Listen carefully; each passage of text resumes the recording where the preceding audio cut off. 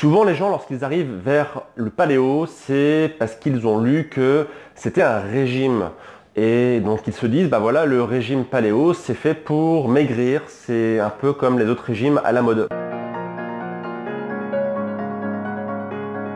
Et en fait, c'est complètement faux. Déjà d'un point de vue sémantique, régime ça veut dire juste façon de s'alimenter. D'ailleurs c'est pour ça qu'on dit régime méditerranéen, mais régime d'Okinawa, le régime crétois, etc., etc. Le régime en fait c'est juste une méthodologie, c'est une tradition sur la façon dont on s'alimente. Donc déjà dire régime égale forcément régime amaigrissant, c'est un abus de langage qui est malheureusement trop souvent employé. Donc c'est pour ça d'ailleurs que moi j'aime pas forcément dire régime paléo parce que ça va être très vite associé sinon à régime amaigrissant.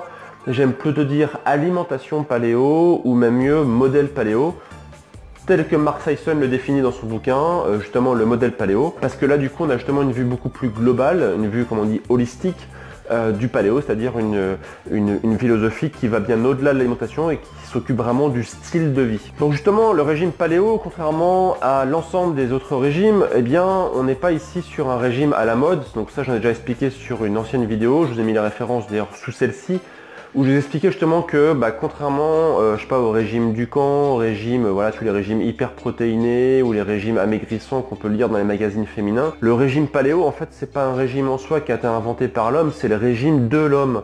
C'est le régime en fait, c'est la façon de s'alimenter qu'utilisent nos ancêtres depuis la nuit des temps. C'est-à-dire qu'avant même que le mot régime existe, eh bien les hommes s'alimentaient de façon naturelle en mangeant de la bonne viande, des bons poissons, des bons légumes, des bons fruits, des oléagineux, etc., etc. Donc en fait le régime paléo n'a pas été inventé, en fait il a été tout simplement rapporté depuis la nuit des temps comme étant voilà, la façon naturelle de l'homme de s'alimenter.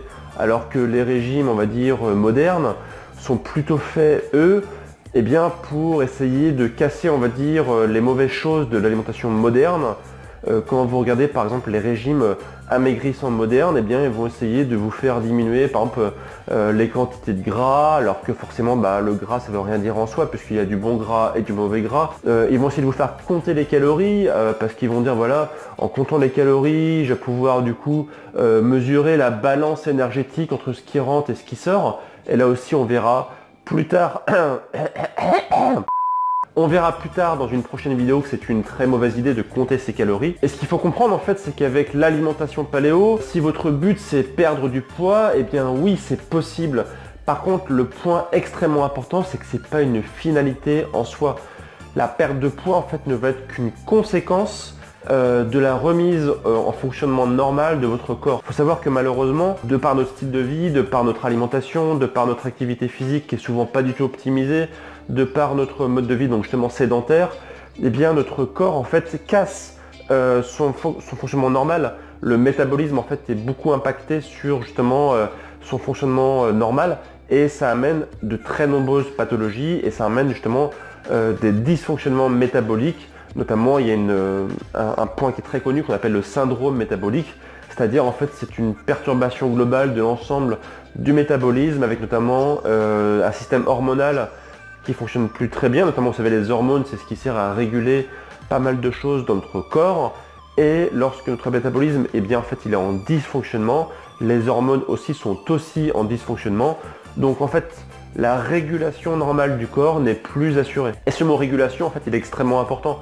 puisque justement il y a beaucoup de gens qui prennent du poids parce que leur système de régulation corporelle n'est plus assuré. Je vais vous donner une analogie pour bien comprendre. En fait, lorsque vous avez chaud l'été, par exemple, eh bien votre système de transpiration se met en route naturellement. Vous ne vous dites pas tiens, il faut que je pense à transpirer parce que du coup, ça va me permettre justement en mettant de l'eau sur ma peau d'augmenter en fait la quantité d'échange calorique entre moi et l'extérieur. Ainsi, je vais pouvoir diminuer ma température corporelle. Et inversement, l'hiver, quand vous avez froid, vous dites pas à votre corps ah tiens, il faut que je pense à dresser un peu les poils de ma peau pour que justement eh bien, je diminue en fait la quantité de chaleur qui sort de mon corps pour pouvoir la conserver et rester au chaud. Donc tout ça, vous n'y pensez pas, bien sûr, c'est automatique, c'est votre corps qui le décide, c'est votre corps qui s'auto-régule. Ainsi, lorsque vous transpirez ou lorsque vos petits poils se mettent en route, eh bien, vous avez votre corps qui permet de l'autorégulation naturelle et c'est fantastique, vous n'avez rien à faire. Et bien pour la prise ou la perte de poids, c'est exactement la même chose. Il faut savoir qu'un corps qui est en fonctionnement normal, un corps qui est complètement optimisé d'un point de vue justement hormonal et métabolique, eh bien n'a pas besoin en fait de se dire ah il faut que j'ai plus ou moins de calories, etc. etc.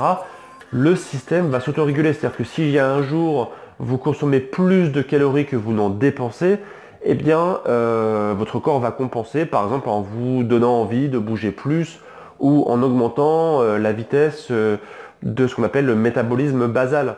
Inversement, un jour vous êtes en mode voilà, sédentaire, vous ne bougez pas beaucoup, vous êtes en mode tranquille, eh bien votre corps va inversement diminuer sa quantité d'énergie. Et donc justement les régimes traditionnels, les régimes que vous pouvez lire dans les magazines ou les régimes à la mode, sont des régimes justement qui sont faits pour essayer de réparer en partie ou essayer de mettre des rustines sur un métabolisme défectueux. Et là où le régime paléo, là où l'alimentation paléo est beaucoup plus intéressante, là où l'alimentation paléo n'est pas justement un régime au sens régime amaigrissant, c'est que c'est un régime santé, c'est une alimentation santé. Et le but, ça va être de remettre votre corps dans un fonctionnement normal, tel qu'il est censé fonctionner.